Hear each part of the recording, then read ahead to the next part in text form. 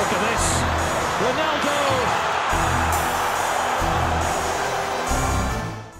President হবেন Ronaldo. 2002 সাল football বিশ্বকাপ ফাইনাল। 60 মিনিট পেরিয়েছে, কিন্তু জার্মানির রক্ষণভাগ ভাঙতে পারেনি ব্রাজিল। অবশেষে 67 ও 79 মিনিটে জোড়া গোল করে ব্রাজিলকে পঞ্চম ও সবশেষ বিশ্বকাপ ট্রফি এনে দেন রোনালদো। এই কিংবদন্তি ব্রাজিলিয়ান শুধু ওই ম্যাচেই নয়, অসংখ্যবার হয়েছেন ব্রাজিলের ত্রাতা। কিন্তু সময়টা এখন ভালো যাচ্ছে না 5 বারের বিশ্বকাপ চ্যাম্পিয়ন ব্রাজিল ফুটবলের।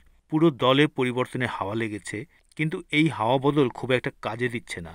চলতি বছরে মহাদেশীয় আসরে শেষ 4-এও যেতে পারেনি ব্রাজিল। হারতে হয়েছিল উরুগুয়ের কাছে।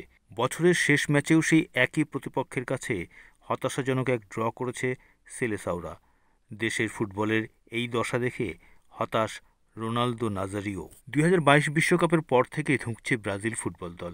একাধিক কোচ বদলেও ব্রাজিলের ভাগ্য ফেরেনি। কোপা আমেরিকায় ব্যর্থতার পর দরিভাল জুনিয়রের অধীনে বিশ্বকাপ বাছাই পর্বে খোঁড়াচ্ছে 5 বারের বিশ্ব চ্যাম্পিয়নরা। ব্রাজিলের বেহাল দশার জন্য দায়ী করা হয় ফেডারেশন সভাপতি এনদালদো রদ্রিগেজকে।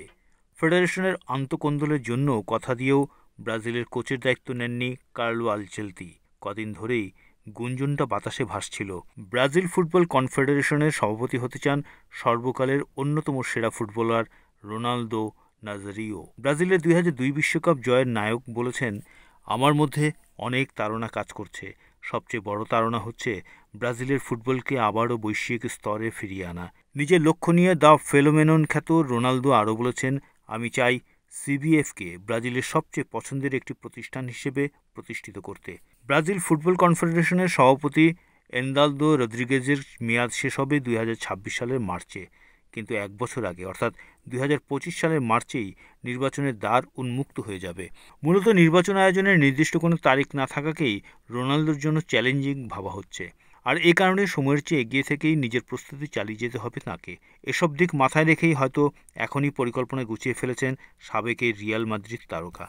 সিবিএফের সভাপতি পদে নির্বাচন করতে রোনালদোর অন্তত 4টি স্টেট ফেডারেশন এবং 4টি ক্লাবের সমর্থন প্রয়োজন হবে। সেই সমর্থন জোগাতে ব্রাজিল জুড়ে চষে বেড়ানোর ঘোষণা দিয়েছেন রোনালদো। এই সফরে সমর্থন আদায়ের জন্য রোনালদো সংশ্লিষ্ট ব্যক্তিদের রাজি করানোর চেষ্টা করবেন বলে জানিয়েছেন। ব্রাজিলিয়ান গণমাধ্যম বলছে, তার প্রথম কাজ হবে কোচ বদল করা। Manchester City coach Pep Guardiola, যিনি 2027 সাল পর্যন্ত চুক্তিবদ্ধ, তাকে ব্রাজিল জাতীয় দলের কোচ হিসেবে নিয়োগের আপ্রাণ চেষ্টা চালাবেন রোনালদো। এদিকে ম্যানচেস্টার সিটিতে ক্যারিয়ারের সবচেয়ে বাজে সময় পার করা গার্দিওলাও জানিয়ে দিয়েছেন, তিনি আর কোনো ক্লাবের কোচিং করাবেন না। এখন রোনালদোর সিবিএফ প্রেসিডেন্ট হওয়ার ইচ্ছা পূরণ হয় কিনা এবং সেটি হলে গার্দিওলা রিও ডি জেনিরোর বিমানে চড়েন কিনা, সেটাই দেখার অপেক্ষা।